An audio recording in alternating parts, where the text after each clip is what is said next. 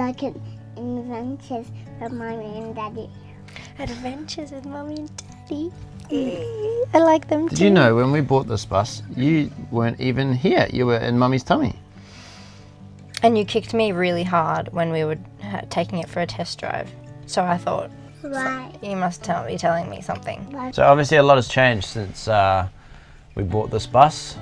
We now have a little one between us. And how old are you? 1, 2, 3. He's 3 years old. So after 3 years of building this bus, we have decided to sell it.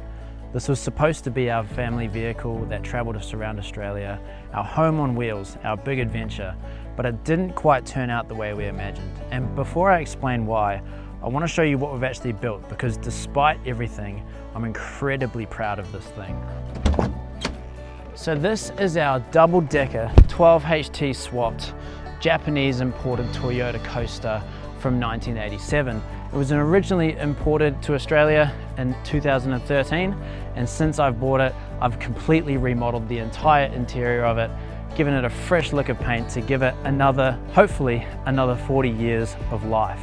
And it's been a hot minute since I made a video on this thing. So far we've got about a 10-part build series on this bus, from back in the day when we first bought it, when we didn't have a child, and to now the finished product. So I thought the best way to close out this series was to give all of you wonderful viewers one last hurrah tour of the old rig and everything that I've done to it. So when we first bought this bus, we were just about to have a child. We couldn't afford a house, we couldn't afford an apartment, so we thought, well, let's just give ourselves some time as a family to figure out, being parents. So the whole idea behind this build was simple: freedom and time. We wanted something that could take us anywhere, somewhere we could live, travel, and eventually do a big lap around Australia as a family. Every part of this bus build was around that idea, being self-sufficient and off-grid wherever we happened to end up. And for a while, it really felt like we were getting close. The turning point for us, I think, was when we tried to take it to Queensland. Unfortunately, we didn't even make it past Newcastle because the brakes seized up and then the alternator failed and the regulator completely crapped itself. At that point, we almost sold it right then and there on the side of the road, but I couldn't bring myself to sell it unfinished, especially not without working brakes. Now that everything is working, the brakes have been rebuilt, the systems are running properly, we've made the decision to go in a different direction. The biggest reason, honestly, came down to family life. Sleeping up the top with the little one was really tough, especially in the wind and the rain. He hated it, which meant that we got very little sleep. So the only real solution was blocking off the opening to the top bit with this and installing this max fan, which did really help create a lot more airflow and regulate the temperature in here, but it never really solved the problem. And slowly we started to realize something. This bus wasn't giving us freedom anymore. It was starting to limit it. Do you like the bus or no? I do. Yeah, what do you like about the bus? I like about the bus because we have that fan up there Yeah. by our bed. Yeah, The fan is and it pretty keeps you cold? Yeah. A lot of where we travel is dictated by my work with Mahi Media. I'm often filming construction sites across regional New South Wales, and I regularly have opportunities in Melbourne and Brisbane as well. The problem is, moving this thing around cities is not easy. Parking it is very hard, and every time we wanted to move, we had to pack up our entire home. So instead of enabling travel, it sometimes made it a lot more complicated. And often, we actually ended up just using the 60 series instead. We started to think that a better solution might be a caravan behind the 60 series. That way, we can set up camp somewhere beautiful, and if I've got work on, I can leave Kate and Sasha at the beach or campsite while I head off to work for the day. Then I come back to an already set up camp.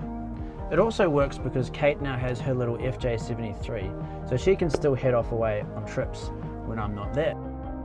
But before this bus heads away to its new owner, here's what it actually became. At its heart is a very healthy, low-kilometre 12HT engine with a completely new cooling system, wiring harness, and a rebuilt alternator. That alternator also charges the house batteries as well as the deep cycle system. And we've also put engine alarms and brake temperature sensors in the brakes to protect the drivetrain. The electrical system in this thing has actually been incredible. We've got a 100 amp hour battery paired with a 400 watt solar panel up here on the roof, which can fully recharge the whole system in about 4 hours of sun, or roughly 40 minutes of constant driving with the alternator. It's saved us multiple times during power outages, even at home. And back inside, there's a fully working gas, oven, and grill, as well as a 90-litre fridge and freezer. We've also got a custom-made copper bench, copper wall, copper faucet, and a copper sink. And we've also got our 3-stage water filter, which is hooked up to the filters underneath there. And there's also a nice little rubbish bin just there. We've got heaps of storage along here, and we've also got a shower, which we've only ever really used as a storage space, but just in case anyone did want to use that, I have put a light and a working ventilation fan in there as well. What else do you like about the bus? The couches turned into a bed. That's pretty cool. A very uncomfortable bed. Anything else? That's No, it? That's everything, it. that's That's it. everything you like about it? So it can pretty comfortably sleep 4 people, 2 people here and 2 people up the top, but then it also has a good seating arrangement, just in case the weather's not too good. And under here, I've also put some underfloor storage. This is the switch panel that controls all the electronics in the bus, and I've actually replaced this twice because Sasha kept biting these little rubber bits off, so that's been redone a few times, but now it's mint, it's perfect, it does everything. So on here we've got fridge, we've got the strip lighting, we've got the bench light, we got the shower light, we've got the 12-volt sockets up on the dash, just in case we want to plug anything into the dash, and we've also got the water pumps down the bottom there. All the lights are hooked into a fuse box except for this switch here, which is like the main cabin light. So throughout the bus we've got 4 240-volt wall sockets, as well as USB and USB-C charging ports, and we've also got 2 on the actual inverter itself. The power monitoring screens have been moved onto the top dashboard so that they're visible while we're driving, and a surround sound system that works even when the bus is turned off. So testing 1, good. Testing 2, good. 3, good. 4, good.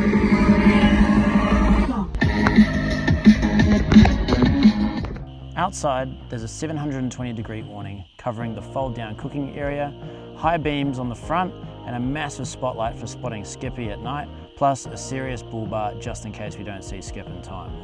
The entire bus has been Raptor coated and rust repaired with steel plates and fiberglass, and carries 300 litres of water, feeding hot and cold water pumps ending in a grey water system under here. We also added RGBW lights, which also includes a warm setting for when you want to just chill out in the evening, but then also colours when you want it.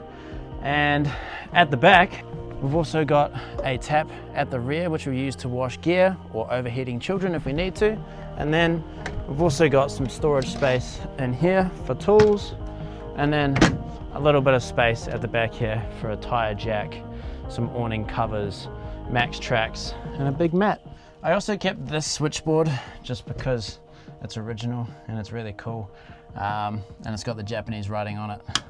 But now the only thing it controls is the map lights, but I thought it was cool, so I had to save it. But all the wiring used to run through this wall into here, and now I've pulled that all out and rewired it underneath the seat so that if you do need to access it, it's a little bit easier. One thing this bus build really taught me is the difference between old and rear vehicles. When the brakes on my 60 series wore out, I drove into a brake shop and had replacements fitted within 24 hours. When the brakes on this bus failed, it took 2 months, parts from Japan, machined rotors, rebuilding calipers, rebuilding the alternator, because parts for this thing barely exist anymore. And that reality shaped our decision more than anything. Building this bus has been one of the hardest but most rewarding things that I've ever done. It took over 3 years, and honestly the hardest part is that we never quite got the freedom and exploration that I wanted from it. Having a baby meant that turning a 40-year-old bus into something that's safe and reliable took a huge amount of time. Time that could have been spent camping, traveling, or just being with my family. And truthfully, if we'd had 6 amazing months of travel in this bus and then it burnt to the ground, I would have been completely fine with that. Whilst I'm glad it didn't, I really wish we got to use it more. And that's just the unfortunate truth of it. In saying that, I also haven't documented all the journeys and adventures that we have been on in this thing. And when it has worked, it's been an absolute dream. But it's time to move on.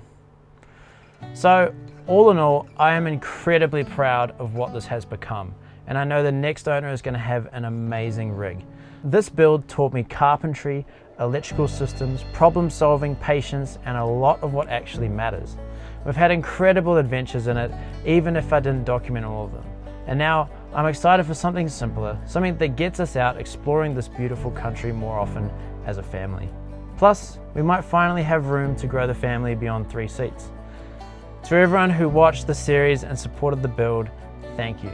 I'll be making a start to finish video about what it's really like to build a bus and what I would do differently next time if I was to do it again. And honestly, if you're thinking about doing something like this, do it. You will learn so much more than you will ever expect. This build has made me laugh, cry, nearly blind in my left eye, but it's been real. This has been the bus build. Thank you so much for watching. Until the next adventure, eh?